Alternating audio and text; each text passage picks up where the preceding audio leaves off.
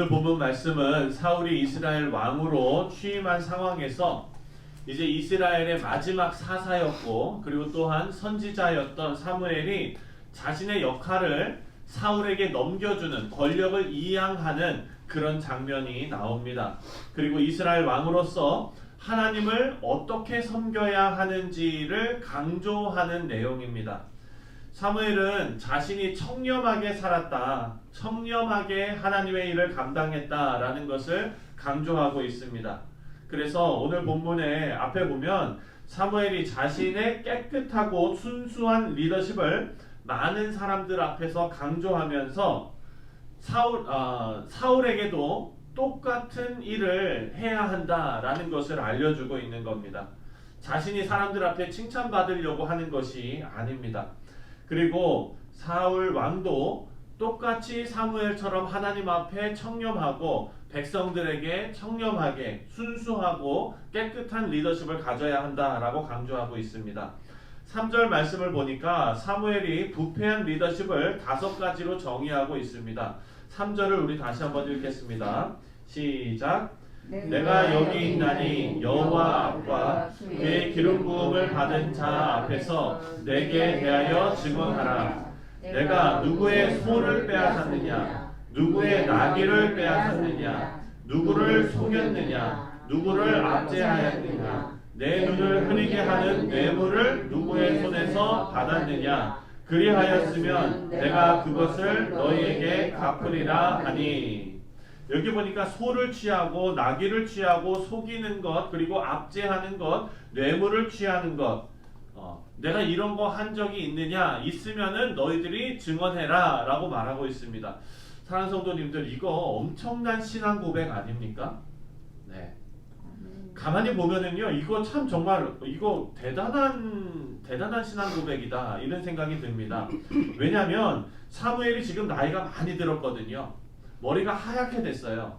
그렇게 많은 인생을 살아오고 나서 자신이 하나님 앞에 자신을 드리고 하나님을 섬긴 게 언제입니까? 사무엘이 어렸을 때잖아요. 그렇죠? 아주 젖된 다음에 그 다음에 그 하나님께 바쳐져 가지고 엘리 제사장 밑에서 배우면서 그때부터 살아온 거잖아요. 신앙생활을 그렇게 오래 한 거예요.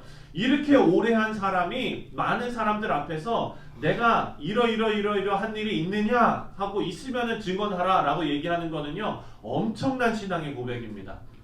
사랑하는 성도님들, 우리가 하나님 믿는다, 예수님 믿는다, 신앙으로 살아간다 하면서 이렇게 담대하게 다른 사람들에게 말할 수 있을 정도가 돼야 되겠죠. 네, 그런데 여러분, 우리 누구도 제가 중고등부 학생들 앞에서 내가 너희들 속인 적이 있느냐 증언하라 그러면 손 번쩍번쩍 다 들 거예요. 좀 그럴까봐 겁나요. 네.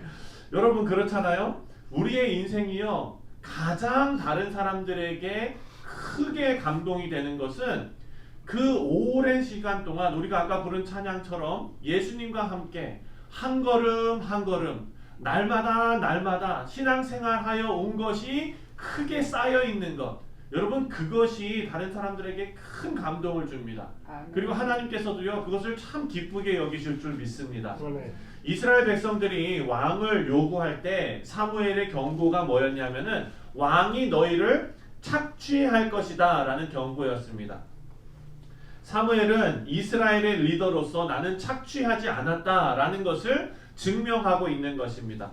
자신이 이렇게 청렴하게 살았던 이유가 있습니다. 그 이유는 뭐냐? 하나님께서 그렇게 신실하신 분이시기 때문에 나도 하나님을 섬기는 자로서 그렇게 행했기 때문이다 라는 신앙의 고백입니다. 사랑의 성도 여러분, 여러분의 인생도 하나님의 신실하심처럼 또한 하나님의 사랑이 많으신 것처럼 여러분의 인생도 신실하시고 성실하시고 사랑이 많은 인생이 되시기를 주님의 이름으로 축원드립니다. 자신이 이렇게 청렴한 것이 이스라엘을 위해 헌신했다라는 것, 그리고 하나님께서도 이스라엘과 그 관계에 있어서 늘 신실하셨다는 것을 강조하면서 출애굽 이후에 광야 생활에서도 하나님은 이스라엘과의 언약을 지키시면서 신실하셨고, 또 사사시대에는 어땠습니까? 이스라엘이 계속해서 이방신을 섬기다가 또 하나님의 심판을 받아서 고통을 당할 때 하나님께 부르짖으면 하나님께서 사사들을 세우셔서 계속해서 응답하셨던 역사를 이스라엘 백성들에게 지금 말하고 있습니다. 사무엘이 강조하는 것은요, 하나님의 신실하십니다. 사사시대를 계속 언급하면서 이스라엘 백성들이 끊임없이 하나님을 반역했지만 하나님께서는 그때그때마다 이스라엘 백성들이 하나님께 부르짖을 때 그들을 구원하셨다라는 것을 강조합니다.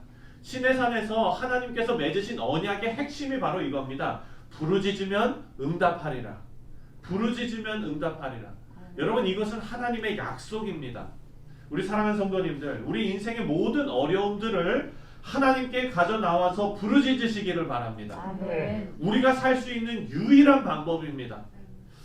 이것은 하나님을 이용해서 내가 원하는 것을 얻으려는 주술적인 태도와는 전혀 다른 일입니다. 이것은 자녀가 아버지께 자신의 연약함을 인정하고 관계에 호소하는 그런 기도입니다. 이것은 아름다운 기도이고 하나님께서도요 이렇게 말씀하셨습니다. 환난 날에 나를 부르라. 내가 너를 건지리니 그것이 내가 나를 영화롭게 하는 길이다 라고 말씀하십니다. 우리가 하나님의 자녀임을 의지해서 하나님의 도우심을 간구하는 것은요 하나님을 영화롭게 하는 일입니다. 오늘 우리가 말씀 묵상하고서 이따가 이제 기도할 때에 여러분의 어떤 인생의 모든 부분들, 세밀한 부분들 하나님 앞에 다 내려놓으시고 간구하시고 부르짖으시는 시간이 되시기를 바랍니다. 12절에 보면은요 어제 묵상한 암몬 사람들에게서 구원하신 하나님을 언급합니다. 12절 말씀을 함께 읽겠습니다. 12절 다 같이 시작. 너희가 암몬 자손의 왕 나하스가 너희를 치러 옴을 보고 너희의 하나님 여호와께서는 너희의 왕이 되심에도 불구하고 너희가 내게 이르기를 아니라 우리를 다스릴 왕이 있어야 하겠다 하였도다. 하나님께 부르짖으면 하나님께서 응답하시는 것이 당연한데 굳이 왕을 세우라고 요구했던 이스라엘의 죄를 다시 한번 떠올리게 하는 것입니다. 사랑하는 성도님들, 이 말씀이 우리에게도 오늘 큰 깨달음이 되기를 바랍니다. 하나님께 부르짖으면 하나님께서 응답하실 텐데 우리는 하나님께 부르짖지 않고 우리의 지식에 의지하고 우리의 경험에 의지하고 우리가 아는 사람들에게 의지하고 또 힘이 세 보이는 사람들에게 의지하는 적이 혹시 있었는지, 하나님 앞에 부르짖는 것이 우리가 할 일입니다.